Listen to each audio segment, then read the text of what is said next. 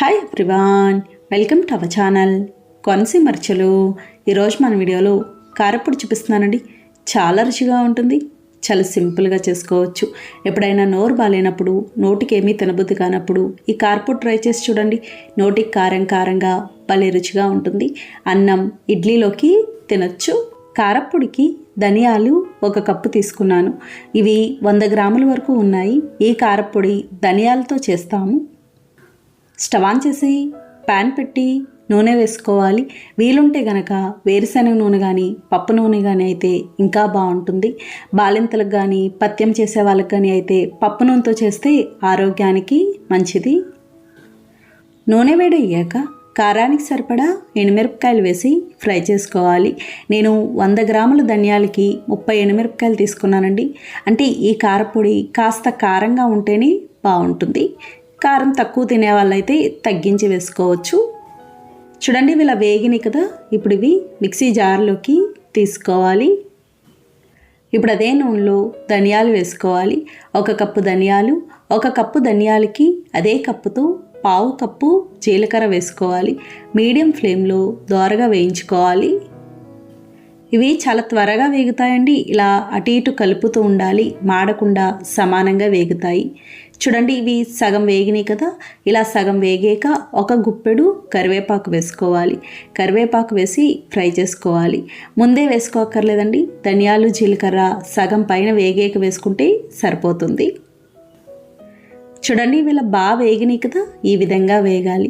మనకి తెలుస్తుందండి, కొద్దిగా రంగు మారుతాయి. పట్టుకొని చూస్తే ఇలా గట్టిగా ఉన్నట్టు ఉంటాయి. ఇప్పుడు స్టవ్ ఆఫ్ చేసుకోవాలి. బాగా చల్లారాలి. ఇవి బాగా చల్లారినాయండి. ఇప్పుడు కారప్పొడి చేసుకుందాం. ముందుగా మిక్సీ జార్లో ఎండుమిర్చి ఉన్నాయి కదా, ఎండుమిర్చి కచ్చాబచ్చాగా మిక్సీ పట్టుకోవాలి. అలాగే ఈ పొడి నిజంగా ఇలా మిక్సీలో కంటే కూడా రోట్లో దంచితే ఇంకా బాగుంటుంది. చూడండి, ఇలా మిక్సీ పట్టుకున్నాం కదా.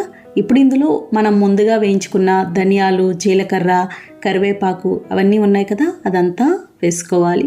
అలాగే తగినంత ఉప్పు, కొంచెం చింతపండు, చిన్న ఉసిరికాయంతా చింతపండు తీసుకున్నాను. చింతపండు మరీ తక్కువ వేసుకున్నా కూడా అంత బాగుండదు. ఇలా ఇవన్నీ వేసి మెత్తగా మిక్సీ పట్టుకోవాలి. చూడండి, ఇలా మిక్సీ పట్టుకున్నాం కదా. ఇప్పుడు ఇందులో వెల్లుల్లి రేఖలు వేసుకోవాలి.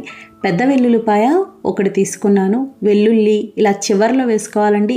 ఇవి వేసాక ఎక్కువ మిక్సీ పట్టకూడదు. ఒక్కసారి అలా మిక్సీ పట్టి వెంటనే ఆఫ్ చేసేసుకోవాలి. కాస్త మనకి వెల్లుల్లి అలా కనిపించేలా ఉంటే బాగుంటుంది. చూడండి, ఇలా మిక్సీ పట్టుకున్నాం కదా. ఈ విధంగా ఉండాలి. కారప్పొడి ఇలా కొద్దిగా ముద్దగా ఉంటే బాగుంటుంది. ఇంతేనండి, కారప్పొడి తయారైంది. అలాగే నూనె మరీ తక్కువ వేసి వేయించినా కూడా ఇలా ముద్దగా రాదు, పొడి పొడిగా ఉన్నట్టు ఉంటుంది. చాలా చాలా బాగుంటుంది. చాలా నెలల వరకు నిల్వ ఉంటుంది, అస్సలు పాడవదు.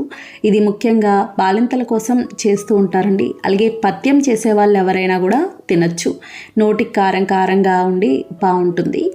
మా సైడ్ హోటల్స్లో కూడా ఎక్కువ ఈ కారప్పొడి ఇస్తారు. ఇది ఇడ్లీలో తినేటప్పుడు కాస్త నెయ్యి వేసుకొని తింటే బాగుంటుంది. అన్నంలోకి అయితే నెయ్యి కానీ నూనె కానీ ఏదైనా వేసుకోవచ్చు. చూసారు కదా ఫ్రెండ్స్, చాలా సులభంగా తయారు చేసుకున్నాం. కాకరకాయ కారప్పొడి చూపిస్తున్నానండి. చాలా రుచిగా ఉంటుంది, చాలా సింపుల్గా చేసుకోవచ్చు. మనం రకరకాల కారప్పొడులు చేస్తూ ఉంటాం కదండి. ఇలా ఒకసారి కాకరకాయతో కూడా చేసి చూడండి. చాలా చాలా బాగుంటుంది. నోటికి కారం కారంగా భలే రుచిగా ఉంటుంది. చాలా రోజుల వరకు నిల్వ ఉంటుంది, అస్సలు చేదనిపించదు. కాకరకాయ కారప్పొడికి కాకరకాయలు 1/2 కేజీ తీసుకున్నానండి. కాకరకాయల్ని బాగా కడిగి పైన లైట్గా చెక్కు తీసి ఇలా రౌండ్గా చక్రాల్లా కట్ చేసుకోవాలి. పల్చిగా కట్ చేసుకోవాలండి, లావుగా ఉండకూడదు. అలాగే గింజలు కానీ ఏమీ తీయాల్సిన అవసరం ఉండదు. ఇప్పుడు ఇవి ఒక గిన్నెలోకి వేసి తగినంత ఉప్పు, నేను 1 అర స్పూన్ వరకు వేసుకున్నానండి. 1/2 స్పూన్ పసుపు వేసి కలుపుకోవాలి. ఇలా బాగా కలిపి మూత పెట్టేసి 1 అరగంట పాటు ఇలా ఉంచేసేయాలి. ఇలా చేయడం వల్ల కాకరకాయ ముక్కలు చేదు తగ్గుతాయి, అలాగే చాలా త్వరగా వేగుతాయి. డీప్ ఫ్రై చేయాల్సిన అవసరం ఉండదు. అరగంట తర్వాత ఈ విధంగా ఉంటాయి. మళ్ళొకసారి కలిపి ముక్కల్ని గట్టిగా పిండి ప్లేట్లోకి తీసుకోవాలి. చూడండి, నీరు ఎలా వస్తుందో. క్రిస్పీగా వేగుతాయి. మీకు ఒకవేళ ఇలా ఇష్టం లేదు అనుకుంటే డైరెక్ట్గా వేయించేసుకోవచ్చు. చూడండి, ముక్కలన్నీ ఇలా తీసుకున్నాం కదా, ఇప్పుడు ఇవి వేయించుకుందాం. స్టవ్ ఆన్ చేసి ప్యాన్ పెట్టి నూనె వేసుకోవాలి. వేరుశనగ నూనె అయితే ఇంకా బాగుంటుంది. నూనె కూడా కాస్త ఎక్కువే పడుతుంది. నూనె వేడయ్యాక కాకరకాయ ముక్కలు వేసి హై ఫ్లేమ్లో వేయించుకోవాలి.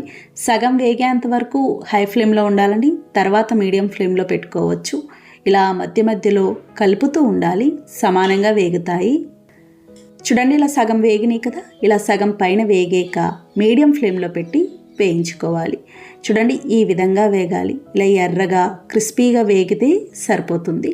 ఇప్పుడు ఇవి గిన్నెలోకి తీసుకోవాలి. మెత్తగా ఉన్నాయనుకోండి, కాకరకాయ కారపొడంతా ముద్ద ముద్దగా వచ్చేస్తుంది, మనకి నిలవ కూడా ఉండదు, త్వరగా పాడవుతుంది. ఇవి ఇలా వేయించుకున్నాక ఎక్కువ ఉన్న నూనె గిన్నెలోకి తీసుకోవాలి. అంటే ఇంత నూనె పట్టదండి.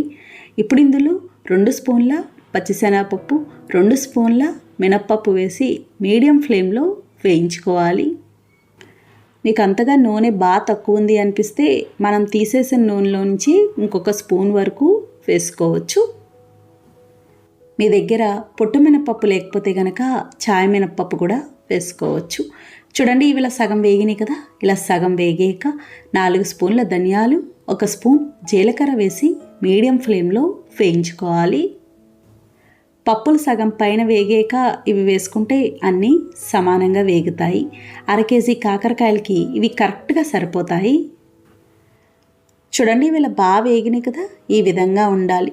ఇప్పుడు ఇవి మిక్సీ జార్లోకి తీసుకోవాలి, బాగా చల్లారాలి. ఇప్పుడు అదే ప్యాన్లో ఇంకొంచెం నూనె వేసుకోవాలి కరివేపాకు వేయించుకోవడానికి. నూనె వేడయ్యాక 1 గుప్పెడు కరివేపాకు వేసి మీడియం ఫ్లేమ్లో వేయించుకోవాలి. కాకరకాయ ముక్కలు వేయించుకున్నాక నూనె మిగిలితే కనుక ఆ నూనె ఏ కూరలో అయినా వాడుకోవచ్చండి, అది ఏమీ చేదుండదు. చూడండి, కరివేపాకు కూడా ఇలా వేగింది కదా, ఇప్పుడు స్టవ్ ఆఫ్ చేసుకోవాలి. కాకరకాయ ముక్కలు కూడా బాగా చల్లారినాయి. చల్లారిన తర్వాత ఈ విధంగా ఉంటాయి. చూడండి ఎంత క్రిస్పీగా ఉన్నాయో. ఇప్పుడు ముందుగా మిక్సీ జార్లో ఉన్న శనగపప్పు, మినప్పప్పు, ధనియాలు, జీలకర్ర ఉన్నాయి కదండి, ఇవి మెత్తగా మిక్సీ పట్టుకోవాలి. చూడండి, ఈ విధంగా ఉండాలి, మెత్తగా ఉండాలి. ఇలా మిక్సీ పట్టుకున్నాక చిన్న ఉసిరికాయంతా చింతపండు, పులుపుకి సరిపడినంత, అలాగే మనం ముందుగా వేయించుకున్న కాకరకాయ ముక్కలు, తగినంత ఉప్పు, 3 స్పూన్ల కారం వేసుకోవాలి. కారం అంతగా తక్కువైతే తర్వాత చూసి వేసుకోవచ్చు, కాస్త కారం ఎక్కువే పడుతుంది. వెల్లుల్లి రేఖలు నేను పెద్ద వెల్లుల్లిపాయ 1 తీసుకున్నాను. అలాగే మనం ముందుగా వేయించుకున్న కరివేపాకు కూడా వేసుకోవాలి. కొంచెం కరివేపాకు పక్కన పెట్టుకోవాలి, తర్వాత కారపొడిలో కలుపుకోవడానికి బాగుంటుంది. ఇలా ఇవన్నీ వేసి మిక్సీ పట్టుకోవాలి. ఇది మరీ మెత్తగా మిక్సీ పట్టుకోకూడదండి. చూడండి, ఈ విధంగా ఉండాలి. మరీ మెత్తగా ఉన్నా కూడా అంత బాగుండదు. ఇంతేనండి, కాకరకాయ కారపొడి తయారైంది. చాలా చాలా బాగుంటుంది. అన్నంతో పాటు ఇడ్లీ, ఉప్మా ఇలాంటి వాటికి కూడా తినచ్చు. 2-3 నెలల వరకు నిల్వ ఉంటుంది. కావాలి అనుకుంటే ఫ్రిడ్జ్లో కూడా పెట్టుకోవచ్చు. ఇలా కారపొడి మిక్సీ పట్టుకున్నాక పైనుంచి వేయించిన కరివేపాకు వేసి కలుపుకోవాలి. ఇది వేడి వేడి అన్నంలో వేరుశనగ నూనె కానీ నెయ్యి కానీ వేసుకొని తింటే బాగుంటుంది. నచ్చిందండి వీడియో? మీకు నచ్చితే లైక్ చేయండి, షేర్ చేయండి, కామెంట్ చేయండి. Thank you for watching.